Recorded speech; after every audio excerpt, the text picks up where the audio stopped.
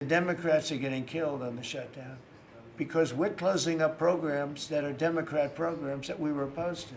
So we're being able, and they're never going to come back in many cases. So we're being able to do things that we were unable to do before. So we're closing up programs that are Democrat programs that we wanted to close up or that we never wanted to happen, and now we're closing them up. And we're not going to let them come back. The economy's doing well, prices are down, we have virtually no inflation, everything's going good, we're respected by every nation in the world, and you know what happened? The Democrats want to shut it down, and they want to shut it down because they want to give billions, ultimately trillions of dollars to illegal migrants, people that came into our country illegally. Some of those people are criminals, but they came into our country illegally, and they want to give them the essential over years, trillions of dollars, and our people aren't going to stand for it. They also want to have open borders. They want to have men and women's sports. They want to have transgender for everybody. These people are crazy, the Democrats. So if it has to shut down, it'll have to shut down. But they're the ones that are shutting down.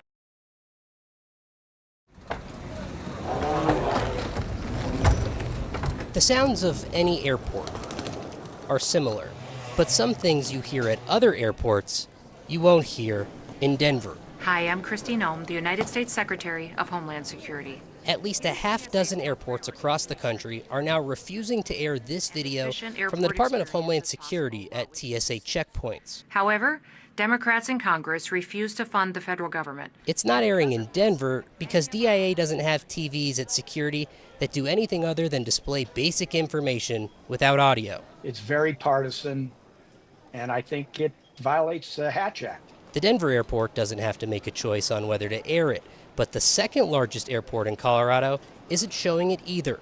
The Colorado Springs airport says they have a policy against partisan messaging, guided by the Hatch Act. Basically, you separate political activities from civil servants or from federal properties or anything that deals with federal funds. Former Democratic Colorado Congressman Ed Perlmutter knows all about the Hatch Act. Well, the Hatch Act is something you learn about, before Congress. Perlmutter is an attorney, though, too. You hear about it under Democrats and under Republicans, but nothing to the extent that we're hearing it under this administration.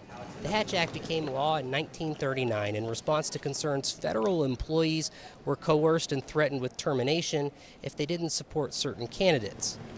No sound on this TV means no allegations of violating the Hatch Act. And Perlmutter says it shouldn't be a hard choice to make. It's Democrats did this, it's Democrats' fault, so it is a very partisan statement.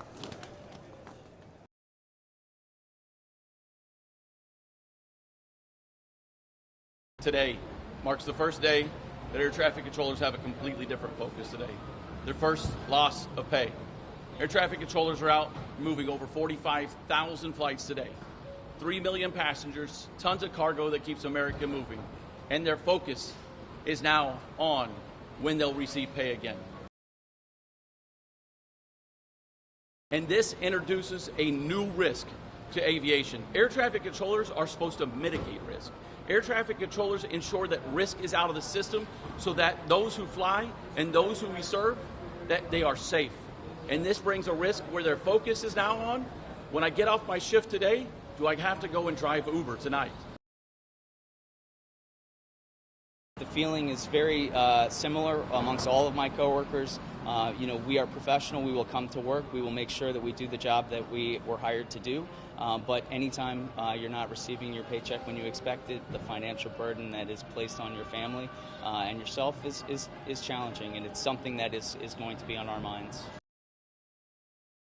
Hi, I'm Christine Ohm. Secretary of Homeland Security Kristi Noem appearing in a Transportation Security Administration video intended to be played at airport security lines. Democrats in Congress refuse to fund the federal government, and because of this, many of our operations are impacted, and most of our TSA employees are working without pay. Multiple U.S. airports now refusing to play the video, citing the political nature of the message. With the shutdown in its second week, the blame game on full display.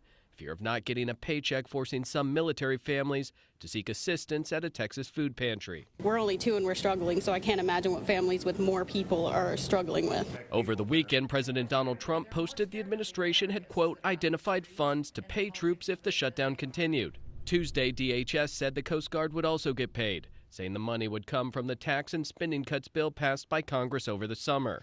Democrats, meanwhile, holding firm, pushing for an extension of the Affordable Care Act subsidies to keep health care costs from skyrocketing. Of course I want our military paid. Of course I want federal law enforcement officers to be paid.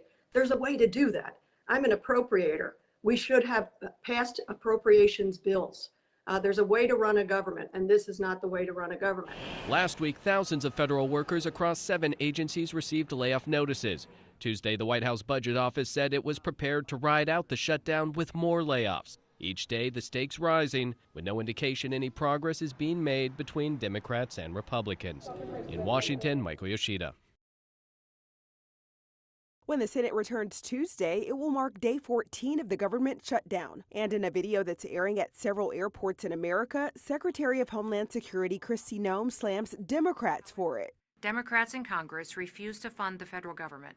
Republican House Speaker Mike Johnson also blaming Democrats for not helping pass Republicans' short-term spending bill. We're barreling toward one of the longest shutdowns in American history unless Democrats drop their partisan demands and pass a clean, no-strings-attached budget to reopen the government and pay our federal workers. Meanwhile, Democrats are pushing to extend enhanced Affordable Health Care Act subsidies to keep health care costs from skyrocketing. Some constituents are urging Democrats to hold the line. We need them to stand strong because this is important to our families, and they're standing up for families right now, and that's very important.